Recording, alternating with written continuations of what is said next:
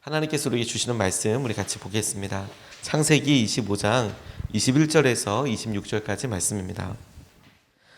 이삭은 자기 아내가 임신하지 못하므로 아내가 아이를 가지게 해달라고 주님께 기도하였다.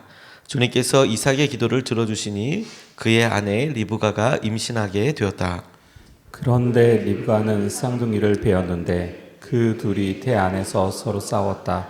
그래서 리브가는 이렇게 괴로워서야 내가 어떻게 견디겠는가 하면서 이 일을 알아보려고 주님께로 나아갔다.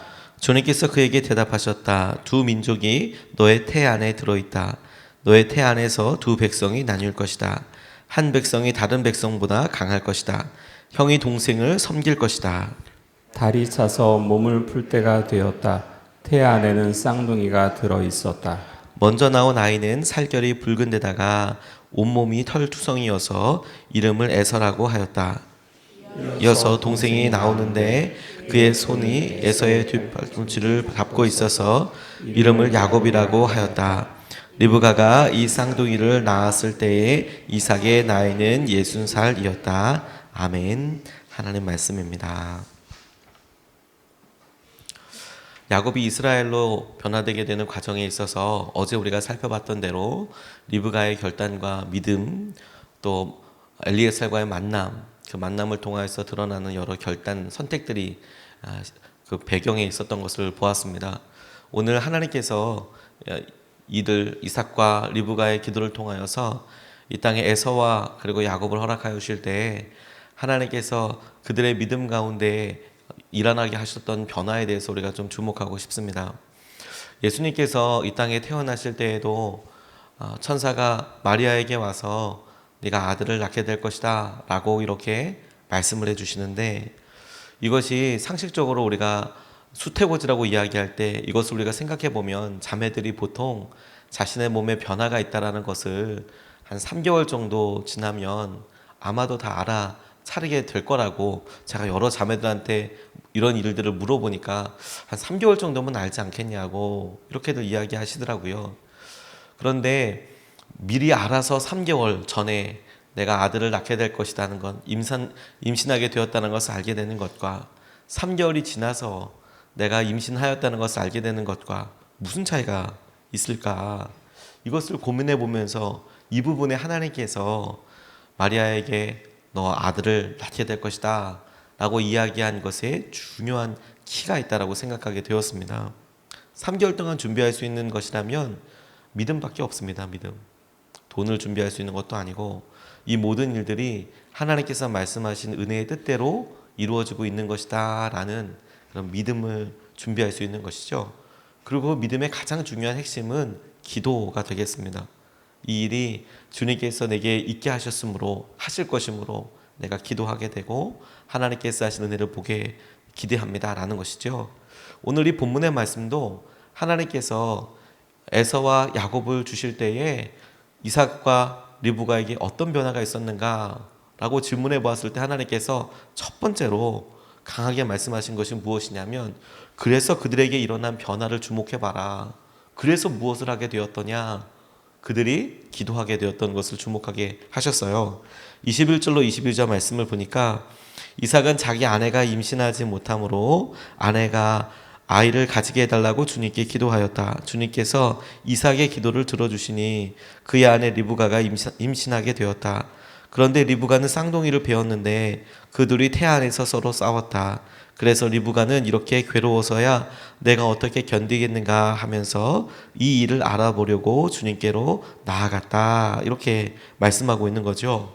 이 일이 어찌 된 것인지 이유와 원인을 알기 위해서 주님께 나아갔다. 다른 말로 기도하였다 라는 것입니다. 이삭이 리브가에게 임신을 위해서 기도하게 되었다. 아버지가 기도했던 것처럼 그렇게 기도하고 그렇게 메어 달렸습니다. 하나님께서 응답해 주셨어요. 하나님께서 태의 문을 열어주셔서 아이가 생겼습니다. 그런데 그렇게 간절하게 기도했던 대로 아이가 실제로 생겼는데 너무 힘든 거죠. 쌍둥이를 임신하면서 너무 힘들고, 이렇게까지 어렵고 힘든 건가, 그런 생각이 들어서 또 기도하게 되었고, 힘겨운 나날을 보내게 되자 그래서 주님 앞에 나아가게 되었다.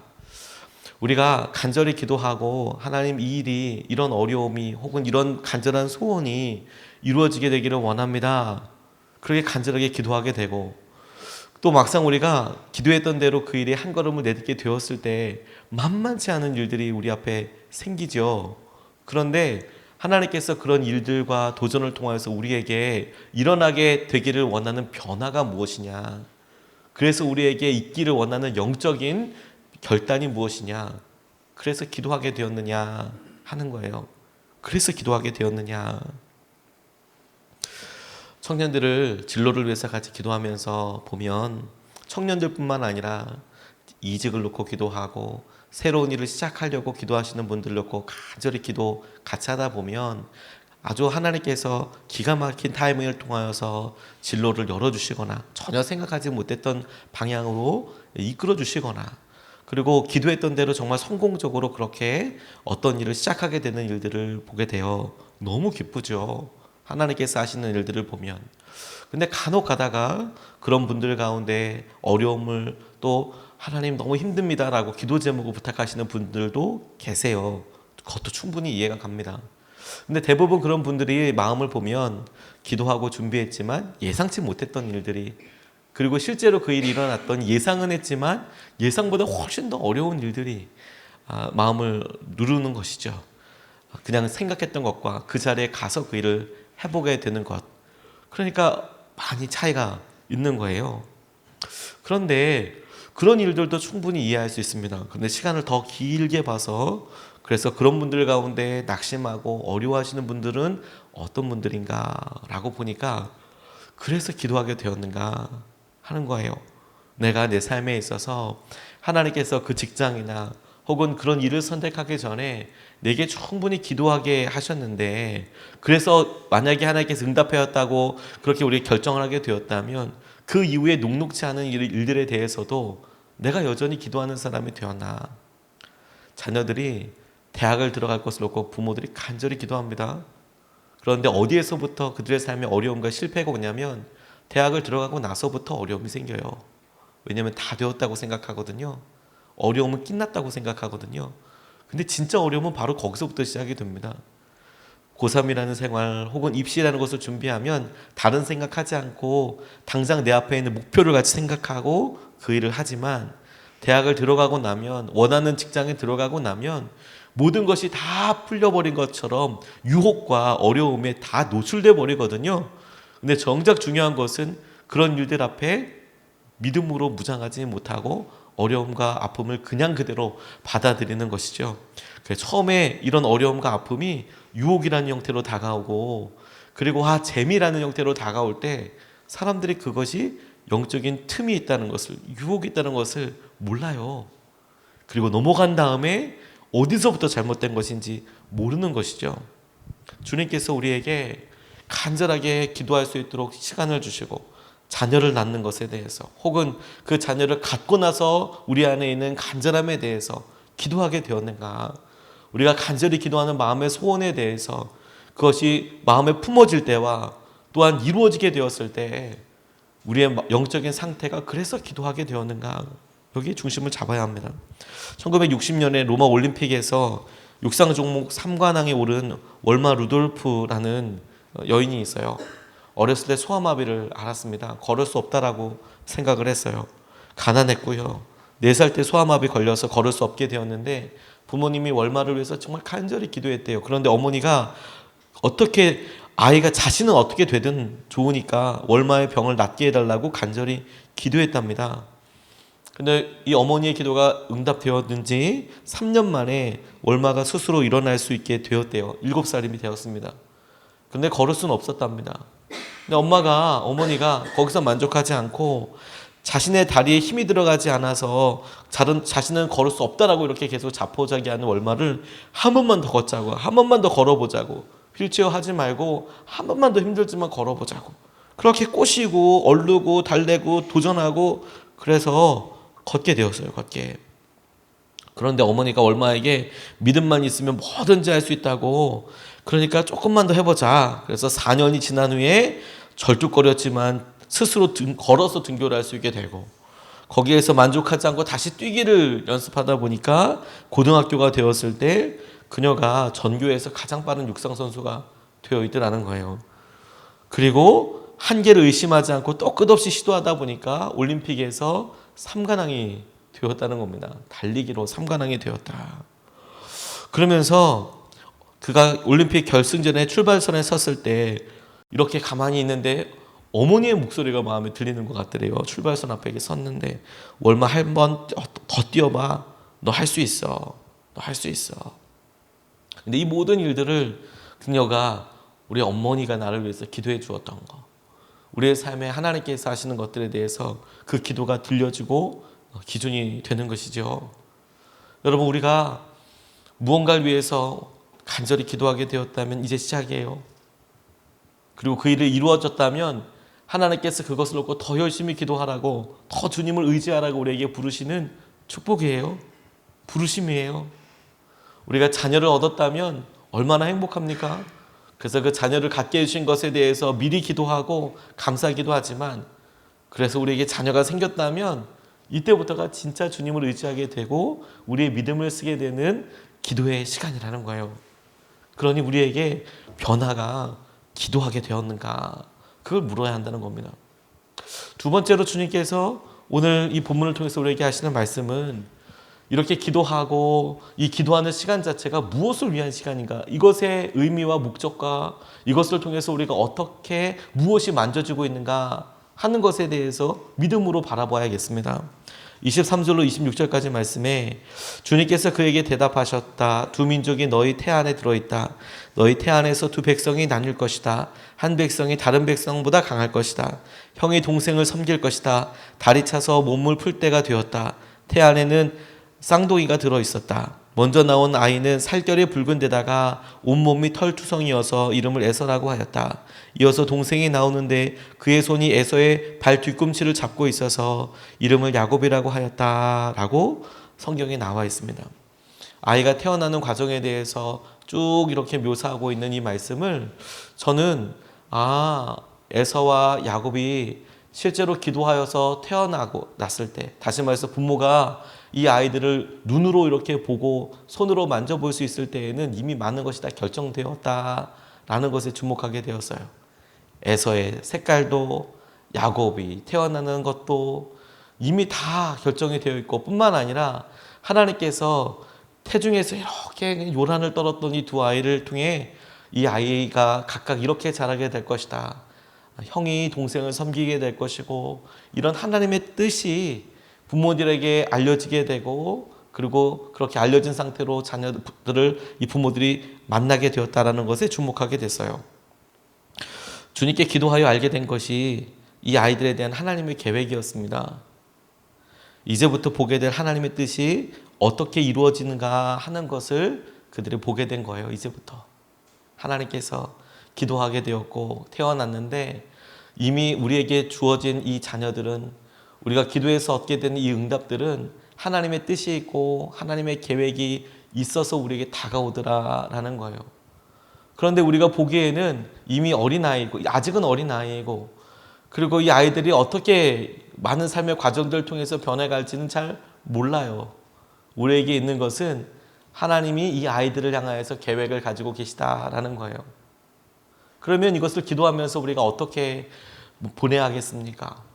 하나님께서 말씀하신 대로 아이들이 자라고 삶이 변화되고 하는 것에 있어서 우리가 기대하고 우리가 바라는 방향이 있겠지만, 그래서 바람대로 에서가 되고 야곱이 될 수도 있지만, 하나님께서 말씀하신 뜻이 이루어지기 위하여 우리는 그것을 기도하고, 그리고 하나님의 과정대로 이루어지도록 기다리고 옆에서 증인되는 것이 우리에게 기도하면서 주님께 허락하신 시간의 의미라고 생각하게 됐어요. 주님의 뜻이 자녀들을 위해서 기도하는 것. 우리에게 자녀를 향하여 두 가지 믿음의 행동이 있어요. 하나는 자녀를 위하여 포기하지 않고 기도하는 것. 다른 두 번째는 자녀를 통해서 완성되는 하나님의 뜻을 바라보며 증인이 되는 것. 하나님의 뜻대로 이루어지게 될 거야. 하나님의 뜻대로 이 자녀들이 그렇게 변화되게 될 거야. 문화적으로나 사회적으로 이삭과 야곱은 태어날 때부터 많은 것들이 결정되어 있어요. 그렇게 태어났습니다. 장자이고 차자이고 또 태어난 것을 보고 이름이 주어졌잖아요. 마치 운명과도 같이 이렇게 될 거야 라고 이야기가 되었습니다. 그런데 그것을 앞서서 선행해서 하나님의 뜻이 있고 하나님의 계획대로 이 아이들이 이제 변화되게 되는 것을 부모들이 한 걸음 한 걸음 확인하게 될 거예요. 우리도 하나님께 우리의 자녀들뿐만 아니라 우리의 직장과 우리의 과정들을 하나님께서 우리에게 허락하신 뜻대로 이루어지게 되는 것을 주님의 뜻이 이루어지게 될 거야 라는 믿음의 눈으로 바라보게 되는 거, 그게 기도를 통해서 하나님께서 우리에게 정말 일으키시는 일이라고 생각하게 됐어요. 어느 분이 열심으로 믿음 생활을 하면서 직장 생활을 하시는데 이 직장이 해외로 많이 돌아다니는 그런 직장이었습니다. 그러니 부러워하는 사람들도 있죠. 외국에 나가서 직장 생활을 하니까 여러 대우나 이런 것들에 있어서 부러워하시는 분들도 있지만 이분들에게 있어서 큰 기도 제목은 무엇이었냐면 자녀였답니다. 해외로 나가 있어서 인터내셔널 스쿨에 국제학교에 보내고 그래서 영어도 공부할 수 있고 그래서 좋다라고도 생각을 했지만 그런데 어떻게 조정하다 보니까 직장에서 들어오는 타이밍을 자기가 결정할 수 있는 게 아니고 한국에 들어오게 됐는데 모든 교육기관을 잘해서 외국 학교 다닐 때는 잘 몰랐는데 한국에 돌아오고 나니까 수능시험을 다시 봐야 하는 거예요. 수능시험을. 대학 입학시험을 봐야 하는데 이게 아주 애매하더라는 거죠. 자녀들이 탁월하게 공부를 잘해줬으면 좋았겠지만 그 공부하는 훈련이 조금 부족하더래요. 그래서 한국에 돌아와서 고등학교 다닐 때 마음 먹은 만큼 성적이 나오지가 않으니까 그리고 수능시험을 봤는데 평소 그나마 나오던 것보다도 훨씬 낮은 점수가 나왔대요. 다른 사람들 잘 나오는 경우도 있다는데 훨씬 낮은 점수가 나오더래요. 마음에 낙심도 되고 재수를 시켰답니다. 그랬더니 여전히 좋은 점수가 나오지 않더래요. 본인의 표현으로 의하면 서울시 안에 있는 대학교에 가까스로 들어갈 수 있을 만큼 그런 성적이 나오더랍니다. 근데 이분들이 주님을 정말 간절히 믿었거든요.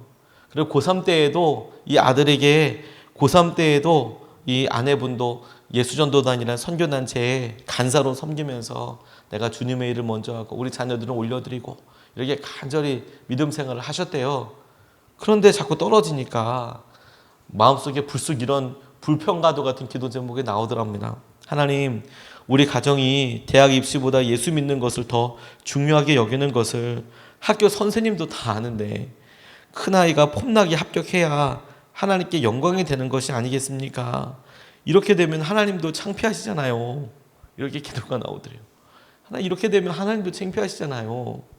근데 하나님께서 그 기도하는데 마음속에 이렇게 말씀하시더래요. 네가 창피한 모양이구나. 네가 내 영광 신경 쓸 필요 없다. 나는 그까진 일로 하나도 창피하지 않다. 나는 아들이 어느 학교 가고 어떻게 되고 이런 것 때문에 창피하진 않다. 네가 창피한 거지. 네가 창피한 거지. 이렇게 마음속에 이렇게 말씀을 하시더래요. 그래서 아내가 아들이 원하는 대학에 들어가지 못한 것을 묵상하지 말고 하나님께서 그의 인생을 어떻게 펼쳐가실 것인가 하는 가능성을 기대하게 되더라. 그렇게 변화하게 되더라. 이게 주님께서 우리에게 정말로 이루시고자 하시는 일입니다. 기도해서 기도하게 되었고 기도했더니 하나님께서 이끌어 가실 때에 우리 안에 믿음의 변화가 있기를 지금 이렇게 기도하는 이 과정과 시간은 하나님의 뜻대로 이루어지게 되는 거야. 그래서 하나님의 뜻대로 이루어지기 위해서 우리가 참으로 주님 앞에 간절함을 올려드리고 참으로 주님 앞에 메어 달리게 되고 믿음으로 하나님께서 행하시는 일을 붙잡게 되는 것. 그게 하나님께서 믿음을 통하여서 우리에게 간절한 변화와 은혜를 허락하시는 통로가 되게 하여 주실 줄로 믿습니다. 오늘과 두 가지 말씀을 같이 나눴습니다. 하나는 우리가 그래서 기도하게 되었는가, 일어난 변화에 대해서 주목해 봐라. 그래서 우리가 기도하게 되었다면 잘 된 겁니다. 그러니 주님께서 반드시 응답하여 주실 것을 믿고 기도해 나가는 것이 우리에게 꼭 필요한 것이죠. 두 번째, 주님께서 그것을 위해서 이 기도하는 시간을 우리에게 있어서 하나님의 뜻대로 이루어지도록 의지하고 고백하게 되는 그런 믿음을 허락하여 주시는 것이다. 하나님, 우리에게 가장 소중한 자녀들도, 우리의 간절한 기도 제목들도 주님의 뜻대로 이루어지게 하여 주십시오. 이렇게 우리가 같이 기도하고 주 앞에 나아가고 싶습니다. 오늘 본문 말씀 붙잡고 두 번 나눠서 같이 기도하겠습니다. 첫 번째 기도 제목은 주님, 우리의 자녀들을, 우리의 사랑하는 사람들을, 그리고 우리가 간절히 기도하는 이 기도 제목들을, 직장이나 우리의 간절한 여러 일들이 하나님 주님의 손에 있게 되기를 원합니다. 지켜주십시오. 우리의 마음을 그냥 솔직하게 올려드렸으면 좋겠습니다. 우리의 자녀들을, 우리의 사랑하는 사람들을 주님 지켜주십시오. 주님께서 행하신 은혜를, 이 일을 통하여, 이 어려움을 통하여, 이 사람을 통하여 우리가 더 기도하게 되었는데, 이 기도의 핵심인 우리 자녀들, 우리 사랑하는 사람들을 주님께서 붙잡아 주셔서 하나님께서 행하시는 것을 우리가 보게 하여 주십시오. 우리가 첫 번째로 같이 기도하시겠습니다. 아버지 하나님,